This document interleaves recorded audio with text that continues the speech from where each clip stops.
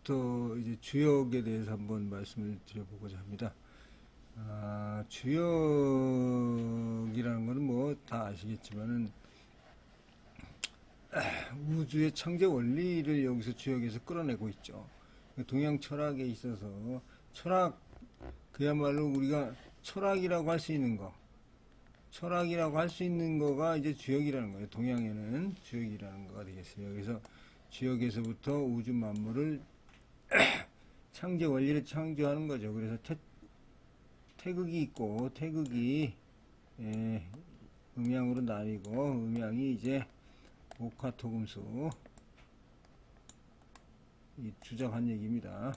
목화토금수에서 오행으로 나누어 가지고 이렇게 활동을 하고 하는 이 시스템이 이제 주역에서 나온 거죠. 그래서 주역은 그 우주의 창제 원리를 나타낸 책이기 때문에 우리 동양 철학하는 사람 치고는 동양 고전을 하는 사람 치고 주역을 또 안 하면 안 됩니다. 어려운 거예요. 주역도 봐야 되고 노자도 봐야 되고 장자도 봐야 되고 책이 한이 없는 거죠. 근데 그걸 쭉 보다 보면은 다 이게 공감대들이 있어가지고 하는데 주역은 사실상 우리가 이제 처한 여건이 이렇게 주역을 볼 수 있는 여건이 이렇게 많이 안 됩니다. 그러다 보니까 주역에 대한 그 단편적인 이해랄까요? 그게 다 잘못된 생각을 많이 갖고 있는 경우가 많이 있어서 한번 주역을 좀 이렇게 좀 새롭게 한번 강의를 해보려고 시작을 하게 되었습니다. 주역에 대해서 주역이 뭐냐? 주역에 텍스트가 있겠죠. 이 텍스트인데 텍스트를 이해하는 방식이 너무나 많아요. 주역학파가 너무나 많습니다. 그래서 이게 주역이다 이렇게 얘기할 수 있는 게 아니에요. 이게 주역이다. 여기에 대해서 지금 수천 년에 걸쳐 갖고 중국의 학자들이 이 주역만 매달리는 사람이 한두 명이 아닙니다. 우리 저 주자 선생만 해도 주자도 주역 본이라고 해가지고 30대부터 지금 주역 공부한 거 아닙니까? 그 사람도. 그래가지고 40대에 주역 본이라고 해서 냈어요. 책을 냈는데 이게 지금 책을 초안을 만들어서 친구한테 야 이거 내 주역 본이 책을 썼으니까 한번 봐라 했는데 이게 유출이 돼 버린 거예요. 그래갖고 이거 회수하느라 고생 많이 했습니다. 주자도. 그래갖고 60대에 대해서 60세 정도가 돼서 주역 본위를 완성했어요. 그 정도로 이게 지금 몇십 년에 걸친 작업입니다. 주역. 그 왜 그렇게 어렵냐면 주역이 지금 설이 많아요. 학자들이. 그래서 이제 제일 초기에는 취상설이라 그래가지고 취상설. 이거 그림을 가지고 해석을 해줘. 주역의 취상설. 취영설. 이게 저 왕필이 취의설이라 그래가지고 왕필이 이제 그 뜻을 가지고 해설하는 방법으로 이렇게 가져. 이게 철학의 시작인데 여기에서 이제 수많은 학자들이 이제 이 주역을 연구를 해서 각자 주역이 틀립니다. 지금 주역이 틀려요. 우리가 대표적인 뭐 송나라 때만 하더라도 송나라 때 우리가 이제 이 유학이 제일 부흥했던 송나라에 보면은 그 다섯 선생이 있죠. 정의천, 정호 정호 형 동생입니다. 정의가 되겠죠. 그 다음에 주자, 그 다음에 장제 정몽, 그 다음에 소홍. 이 비슷한 시기에만 해도 이 다섯 오 선생이 있었어요. 이게 다 저기가 틀립니다. 이게 다 주역 학자예요. 이 사람들이 다 주역에 대해서 진짜 정말 평생을 연구한 사람인데 이 이후에도 많죠. 뭐 방이지라든가 뭐 왕부지는 이제 이런 주역을 여러 가지 주역을 이제 마무리했다. 왕부지에 이르러서는 왕부지 이후에는 새로운 주역 학설이 나오질 않고 있어요. 왕부지가 아주 종결한 거죠. 주역 외전이라고 하는 책에서. 그래서 이거를 하려면 이 책을 여러 개를 봐야 됩니다. 정호 정의는 이정집이라는 책이 있어요. 그 다음에 여기 주역 역전이라는 게 있고, 주자본이, 뭐 정몽, 뭐 소홍의 황극경세, 뭐 이런 책들을 봐야 되는데, 이거 다 소홍은 수학파죠, 수학파. 상을 쓰는 수학파. 그 앞에 말이죠, 주역 왕필의 뭐 주역 정이라든가, 그 다음에 뭐 태원경이라든가 뭐 많아요. 이게 많기 때문에 이거 한두 개씩 보다 보면은 평생이 지나가도 주역을 공부하기 어려워요. 특히 우리나라는 이제, 그래서 우리나라는 이제 이런 게 많으니까 정의의 역전, 그 다음에 주자의 주자본의, 주역본의, 이 두 가지를 합본한 책을 이제 이걸 갖다가 보고 있어요. 이거 과거 시험에 이게 나옵니다. 과거 시험에. 그래서 우리 여러분 잘 아시는 뭐 송시열 그분 같은 경우도 여기 주역 계산전에 나오는 이름이랑 지위도라는 글을 써가지고 과거에 수석으로 합격했다 뭐 이런 얘기 있잖아요. 다 주역 공부 안 하면 안 돼요 지금. 왜냐하면 우주 만물이 주역에 창조됐습니다. 노노에 우리가 하기 쉽지 불어교라 공부를 하고, 뭐 노노 순자도 또 공부를 하고, 뭐 여러 가지 뭐 중용의 도가 어쩌고 얘기를 하지만은 이 우주가 어떻게 생겼는지, 이 우주가 어떻게 흘러가는지 알려면 주역밖에 방법이 없어요. 옛날 책은 주역밖에 없습니다. 그래서 주역을 모르면은 동양 철학을 지금 하는가 안 하는가, 한문 공부를 하는 고전학자밖에 안 되는 거예요. 주역을 모르면. 저는 그렇게 생각합니다. 이건 노자도 마찬가지겠지만은, 이게 철학적인 책은 주역이 대표적이다. 그래서 알아야 되는 겁니다. 그런데 이제 주역은 사실은 처음에 시작은 점서로부터 시작해서 점을 치는 주역점.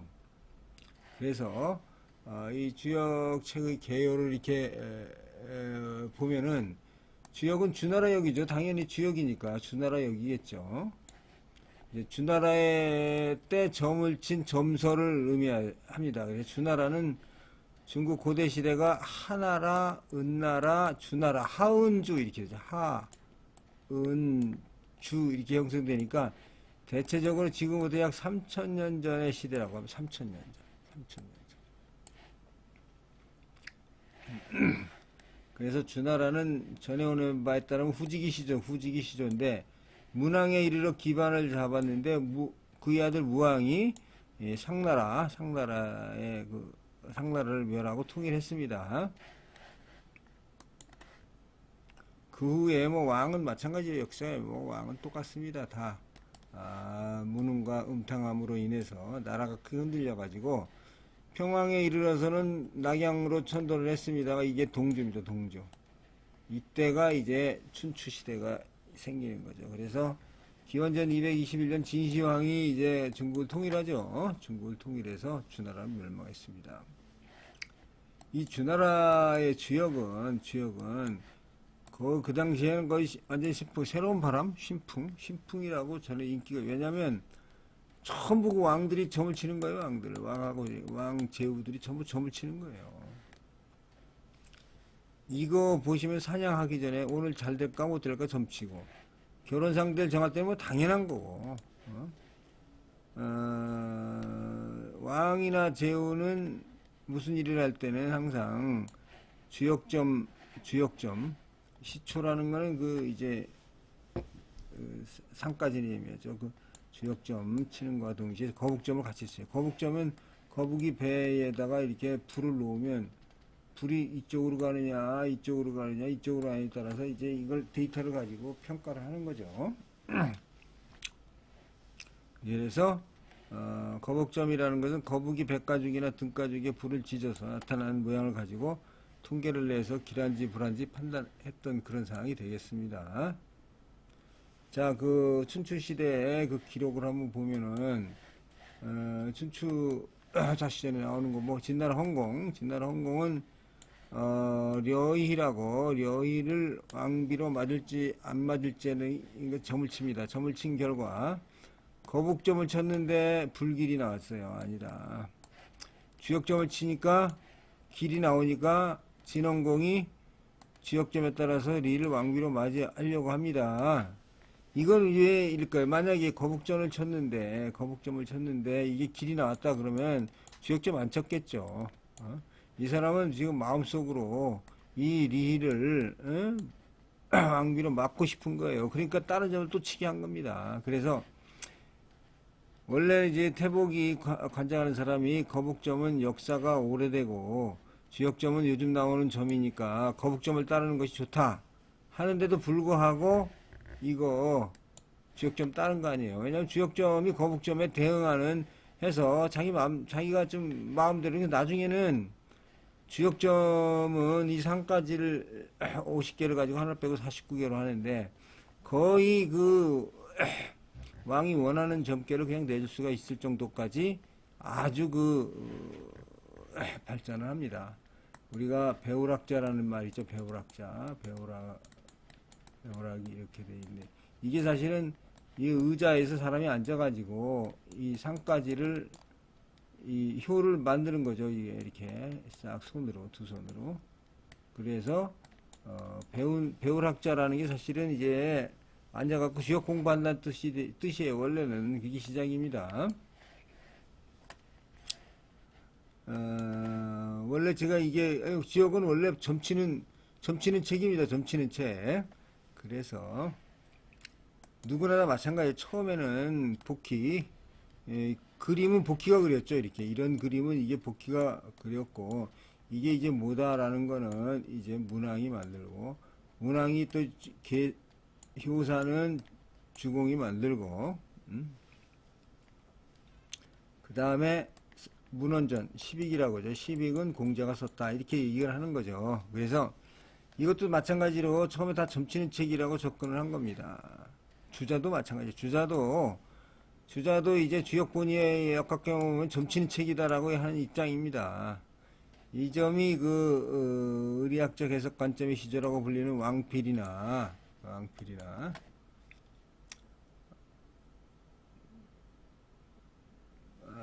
정의 역전하고 다른 점입니다. 정의 역전은 점이 아니에요. 정의는 이 역전에서 이것은 인간의 삶의 원리, 우주의 생성 원리와 운행 원리를 쓴 책이다 이렇게 보고 있는 거죠. 그러니까는 뭐 사람마다 다 틀리게 할 수도 있다 보니까. 그래서 주자는 정의를 상당히 비판하고 있어요.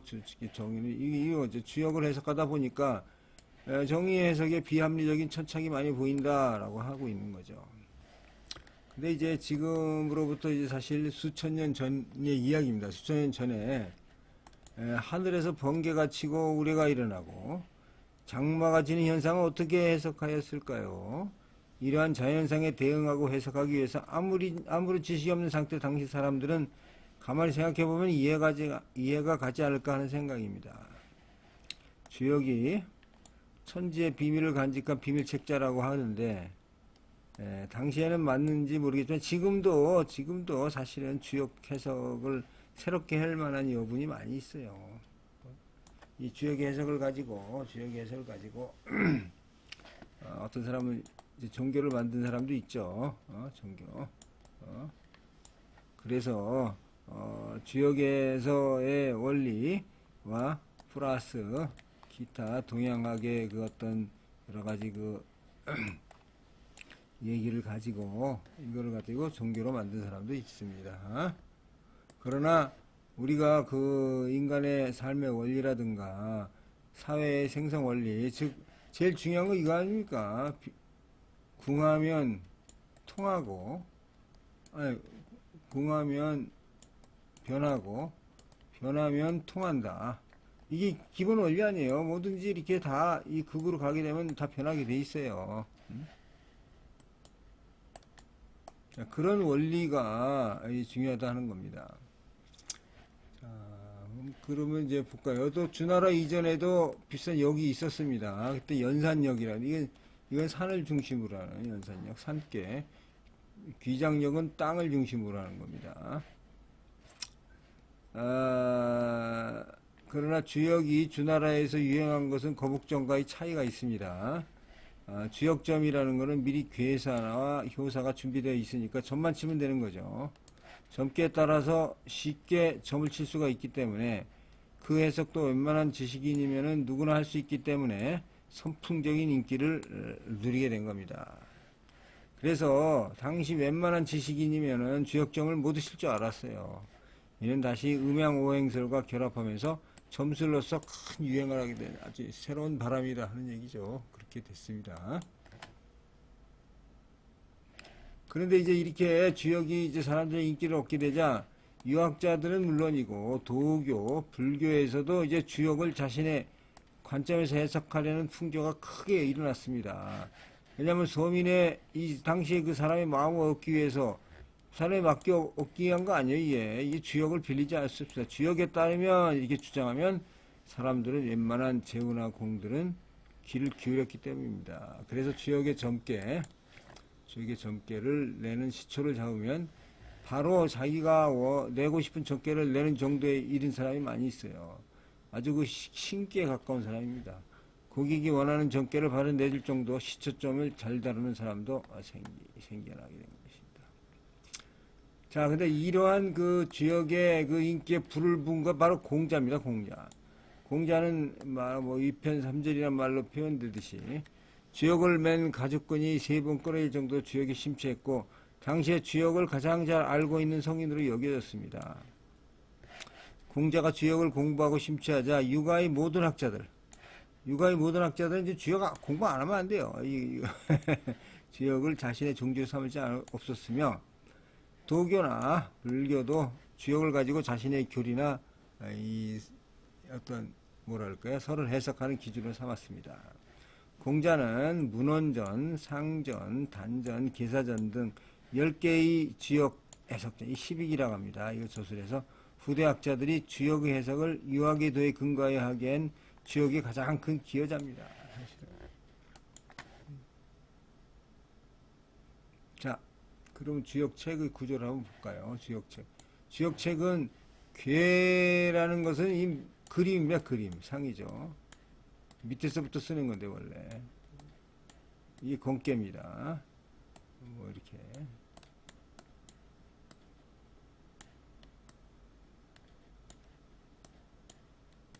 이런 식으로 밑에서부터 이걸 초여라고 하죠. 그래서 요 양을 구라고 읽습니다. 초구라고 읽고 92, 93, 94, 95, 맨 끝에는 상구, 제일 높다 그래서 상구, 이렇게, 상구. 그 다음에 예를 들어서, 요거는 6입니다. 6으로 읽죠. 이거는 62가 되겠죠. 62. 이거는 초, 9, 93, 94, 95, 상구. 이런 식으로, 예, 요거는 6으로 읽고, 요거는 9로 읽습니다. 이 그림이죠. 이 그림이 지금 64개가 있습니다. 64개가 있습니다. 자, 64개입니다. 이거는 복희씨가 만들었다고 그러죠. 64의 괴의 모양이 다릅니다. 과거에는 문자가 없었기 때문에 이 그림을 가지고 말로 해석한 것으로 생각이 됩니다. 괴라는 것은 어디다 걸어놓는다 이런 뜻인데 중국의 전설적인 이름이 복희씨가 만들었다 이렇게 전해집니다. 복희씨에 대해서는 뭐 설명할 필요는 없을 것 같습니다. 다만 중국 고대 선인이 그림을 그려서 이를 괴라고 하였다라고 하면 알겠습니다. 그 다음에 괴사입니다. 괴사는 괴 전체를 한마디로 표현한 겁니다. 즉 예를 들어서 건깨는 건깨에 대해서 원형이정 이렇게 되죠. 원형이정. 예. 원코, 형코, 이코, 정코. 이 정의가 막 이렇게 해석했고 주자는 원형이고 이정이다 이렇게 해석을 했습니다. 그래서 이거는 주나라 문왕이 저술한 것이다. 이거 뭐 누가 저술했는지 사실 몰라요. 모르는데 그냥 뭐 옛날 2000년 3000년 전에 그렇게 저술했다고 하는 겁니다. 즉 복희씨가 그린 괴의 그림에 문왕이 괴사를 다룬 거죠.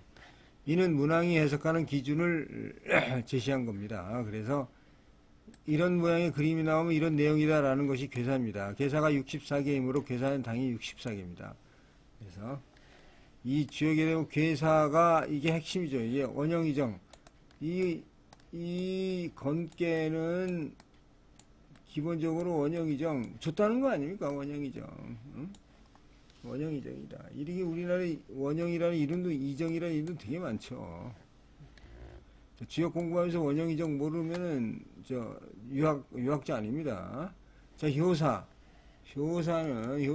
괴의 괴는 6개의 효로 구성이 됩니다. 6개의 효로 구성이 됩니다. 예를 들어서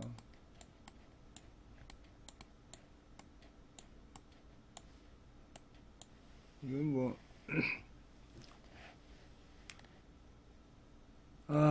모든 효는 양음으로 표시됩니다. 양은 이거고 음은 떨어져 있는 겁니다. 이게 굉장히 많이 변하기 때문에 이게 쉽지 않습니다. 이게 우주 만물에서 남녀 만남에 이르기까지 모든 행동의 기준이 된다는 것이 주역이죠. 6개의 효를 살펴보면 맨 밑에 효는 초효, 두 번째는 2효, 세 번째는 3효, 네 번째는 4효, 다섯 번째 5효, 마지막에 있는 것은 상효입니다. 상효. 효의 이름 밑에서부터 시작합니다. 이것은 뭐냐면 모든 것이 아래서부터 위로 올라가고 성장한다 이런 의미가 되겠죠. 성장한다. 자, 효 이름 중에 양의 효는 9라고 부릅니다. 양의 효는 9라고 부르죠. 그래서 초구, 초효, 음의 효는 6이라고 부릅니다. 그래서 6, 7, 8, 9가 음양의 수로 나누는데 이게 지금 6은 노음이고 9는 노양입니다. 이게 나중에 태양, 태음 이렇게 보시면 되겠습니다. 자, 처음에 양효이면 초구, 음효이면 초육, 둘째의 경우 양이면 9이, 음이면 6이, 셋째의 경우 양이면 93, 음이면 63, 넷째 요가 양이면 94, 음이면 64, 다섯째가 양이면 95, 음이면 65, 마지막에 제일 위에 있는 양이면 39, 음이면 36입니다.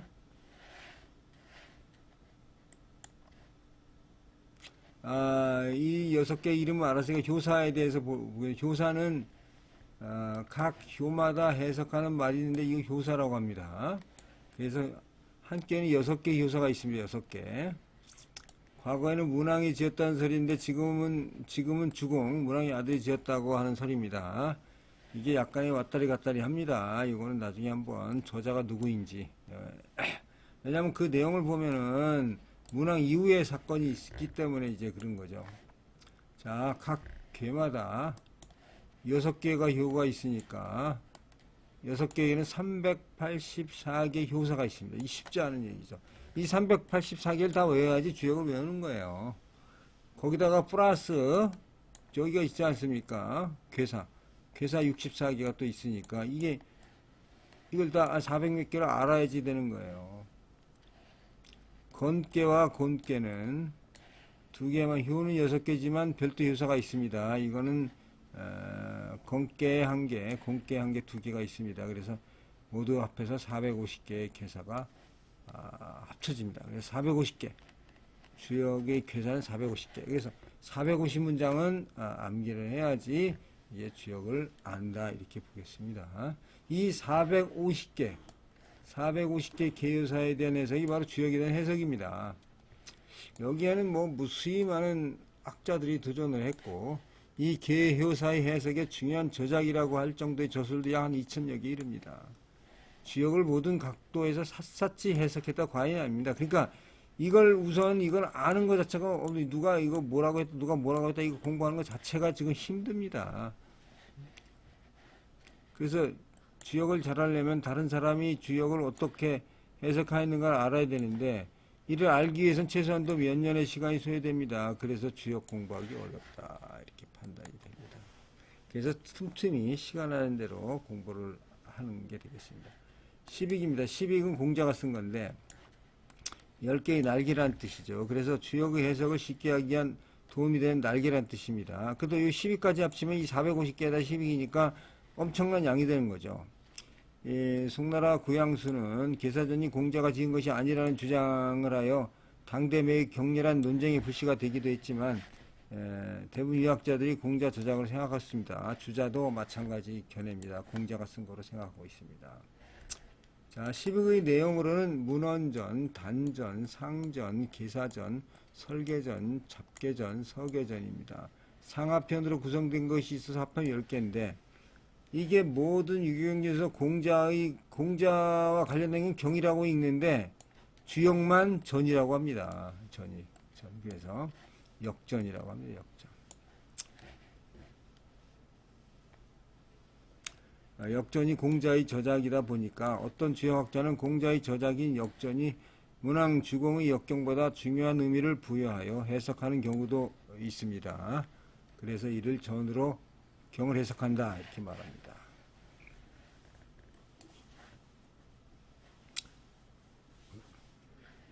자, 이거 주자도 마찬가지인데 역전 하나의 계사된 구전의 역의 태국이다. 역유태국 이름이랑 지위도 이런 구절은 철학적 해석의 어떤 근거가 많이 되고 있습니다.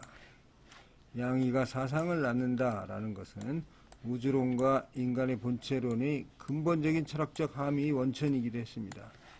주자는 이 원리대로 성리학이라는 신유학을 가지고 화려하게 동양 철학의 역사를 세웠었습니다. 그러니까 주역이 얼마나 중요한 거가 이렇게 알 수가 있겠습니다.